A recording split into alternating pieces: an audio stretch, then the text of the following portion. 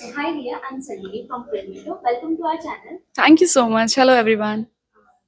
So सबसे पहले आपसे आपकी सॉन्ग के बारे में जानना चाहेंगे किस टाइप का सॉन्ग है, रोमांटिक है, इसका क्या जॉनर है? अगर रोमांटिक है तो आप अभिषेक को रोमांस में क्या रेटिंग देना चाहेंगे? रोमांटिक गाना है, गाने का नाम है एवोकाडो और पेपी डांसिंग नंबर है। आपको थोड़ा सा रोमांस देखने को मिलेगा, थोड़ा सा नोक झोंक मतलब kind of, and then dancing. तो गाना सुन के आप लोग को बहुत मजा आएगा।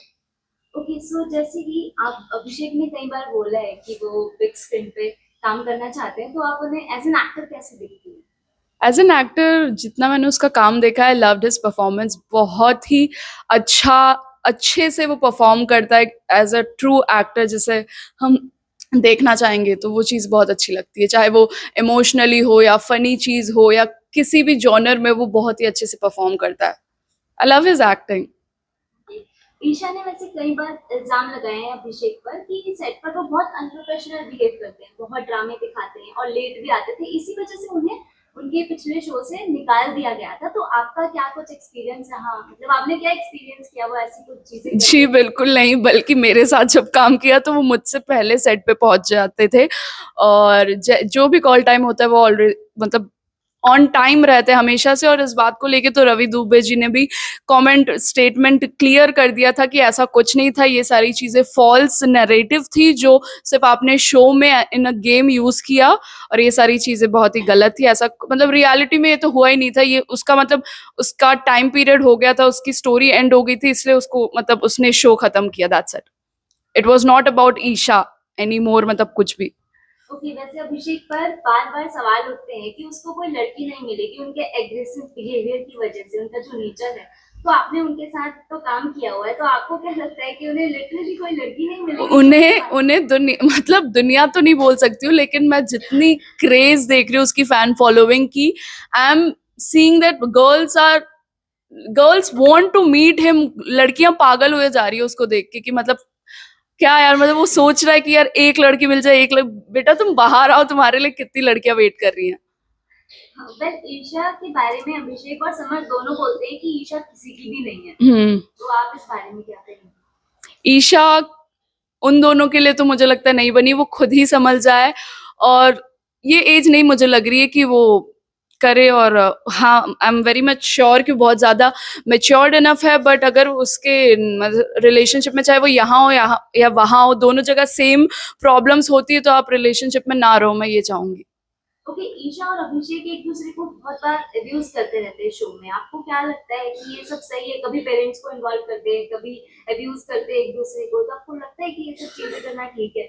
बिल्कुल नहीं सही है। मतलब if you are on a television, लेकिन उन्होंने कोई भी लिमिट्स मतलब बना के नहीं रखी, उनके लिए सारी चीजें ओके है। मैंने कोई एक स्टेटमेंट भी पढ़ा था समर्थ का, जिसमें वो कह रहा था कि he was very comfortable on being और kissing someone on the screen. So अगर उन्हें सारी चीजें सही लग रही है, वो लोग इतने समझदार है, तो उनको कंफर्टेबल लग रहा है, तो हम क्या ही ओपिनियन दे पाए।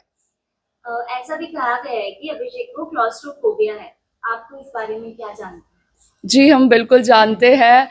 हम बहुत बार, चाहे मूवी प्रीमियर हो या कोई पार्टी हो, कहीं पर भी जाना हो, बंदा 5th फ्लोर से लेके 11th फ्लोर तक, मतलब मैं थक जाती, यार प्लीज़ चले। उसके साथ तो हम खुद स्टेयर्स चले हैं कि अगर जो 4th 5th फ्लोर तक जाना होता था, तो हम खुद स्टेयर्स चल के जाते थे, और मेरी तो साँसें फूल जाती थी। लेकिन he used to like walk, वो बिल्कुल नहीं जाता है स्टेयर्स में। और उसको बंद कमरा भी नहीं जचता। मतलब अगर वो घर पर भी सोएगा तो अपना डोर लॉक करके नहीं सोता है, मतलब कहीं ना कहीं खिड़की खुली होगी, डोर उसका अनलॉक होगा। वो भैया, जिसे क्लॉस्ट्रोफोबिक होता है उसे पता होती है वो चीजें। वो घुटन महसूस होती है जब जैसे होता है ना, it's like terrible. Okay so Abhishek के एग्रेसिव बिहेवियर को लेकर क्या कहेंगी? जैसे कि आप उन्हें इतने टाइम से जानते हैं, तो वो पहले से ही ऐसे थे या फिर ईशा के साथ ब्रेकअप हुआ उसके बाद चीजें बदली, उसके बाद वो इतने एग्रेसिव हो गए?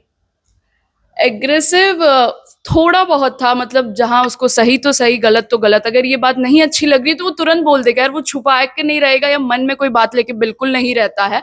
तो पहले था। और मुझे लगता है अगर शो में जाके बहुत ज्यादा, क्योंकि ये साइड हमने नहीं देखा था उसका, शो में जाके इसीलिए फटा होगा वो, बिकॉज वो अपनी एक्स को सामने देख रहा है विद हर बॉयफ्रेंड। तो वो चीजें उससे, किसी से भी, कोई भी बंदे से नहीं सहा जाएगा। और इतने फॉल्स एलिगेशन जब आप लगाओगे तो इंसान फटेगा ही, मतलब वो परेशान हो जाएगा। जैसे कि रिसेंटली एपिसोड में करण ने ईशा की इतनी क्लास लगाई है, तो आपको क्या लगता है उसको कुछ ज्यादा ही नहीं डांट दिया? मतलब जी मुझे लगा कि वो कुछ बहुत ज्यादा हो गया। आई डोंट नो फॉर मतलब किस उसके लिए कि या तो उसको टॉप 5 से नीचे लाने के लिए ये सारी चीजें हुई है या आई डोंट नो, बट हाँ कहीं ना कहीं अच्छा लगा मुझे देखकर भी, सुकून भी मिला कि सही मुद्दा मतलब बाहर उठ के आया। इतने टाइम से उसे लग रहा था एक कॉम्प्लीमेंट पे उसने 4 से 5 वीक ऐसे ही निकाल दिए थे कि मुझे बोल दिया है तो मैं अच्छा कर रही हूँ, लेकिन वो उसमें इतना मतलब वो ओवर कॉन्फिडेंस आ गया, वो करते करते उस ओवर कॉन्फिडेंस ने उसको उसी की गेम खराब कर दी मतलब। वैसे आप ईशा से कभी मिली है, उनसे कोई मुलाकात हुई नहीं नहीं है? बिल्कुल नहीं मिली हूँ मैं, जितना टीवी पर उन्हें देखी हूँ, जितना मैंने शो पे देखा है उसी को देख के मैं बातें बता रही हूँ आपको। अच्छा, ईशा ने कहा था कि 31st को अभिषेक ने उसे थप्पड़ मारा, आप इस बारे में क्या कुछ जानती हैं? ये तो उन्होंने खुद डिस्कस कर लिया है, अभिषेक ने खुद बताया कि उस टाइम क्या हुआ था। उस टाइम हैप्पी न्यू ईयर लोग चिल्ला के वो कर रहे थे, वो लोग फोन कॉल्स पे बात कर रहे थे, तो आई डोंट थिंक सो कि वो रियल बात होगी। वैसे अभिषेक की मेंटल हेल्थ पर भी बहुत सारे क्वेश्चन उठाए जाते हैं, तो आप उस बारे में क्या जानती हैं और क्या कहना चाहेंगी? किसी को इतना मत तोड़ो, मतलब कोई अपने पॉइंट पर किसी की वीकनेस हो या फिर कुछ हो, मुझे तो नहीं लगा, मैंने इतने टाइम से रही हूँ उसके साथ, मुझे बिल्कुल नहीं लगा कि वो मेंटली खराब है या मेंटली तो अनवेल है। उस फेज में होगा जरूर, जब ब्रेकअप हुआ होगा उससे 6-7 महीने के बाद वो बिल्कुल उस फेज में होगा, लेकिन वो तब तक चंडीगढ़ में ही था तो वो मुंबई नहीं आया, so we don't know about that. लेकिन आपको किसी की भी मतलब थोड़ी तो ह्यूमैनिटी होनी चाहिए, इतनी मेंटली किसी को टॉर्चर नहीं किया जाता।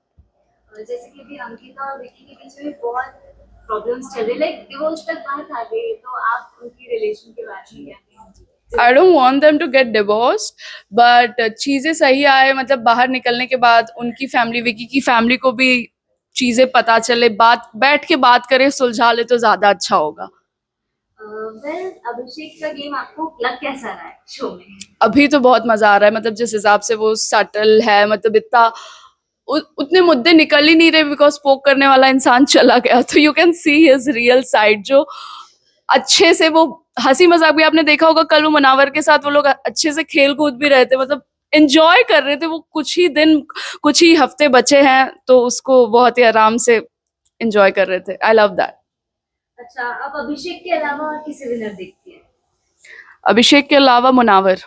ओके, और आपके top 3? Top 3 Abhishek, Munawar and Vicky ji. Okay, आपका सॉन्ग आ रहा है, तो उस बारे में क्या मैसेज देना चाहेंगे ऑडियंस को? गाइज ढेर सारी रील्स बनाओ बिकॉज आपको गाना बहुत अच्छा लगेगा, and I am telling you, आपको उसमें अभिषेक जितना आपने मतलब आपने उसको नेचुरली देखा है, उसमें आप उसमें भी उसने टी शर्ट निकाला है, उसमें भी वो सिर्फ एक लेदर जैकेट पर है और जहां पर आप उसे उसकी बॉडी देख सकोगे तो वो देखिए, मतलब वो पहले भी वैसा था और अभी भी ऐसा ही है जो आपको टीवी पर दिख रहा था। ऐसा कुछ नहीं है कि यार उसकी वो है हैबिट, भैया जब बॉडी बनाई है तो इंसान क्यों ना दिखाए। Guys, wait for Avocado tomorrow and you'll love the song. Thanks for watching me on Film Window.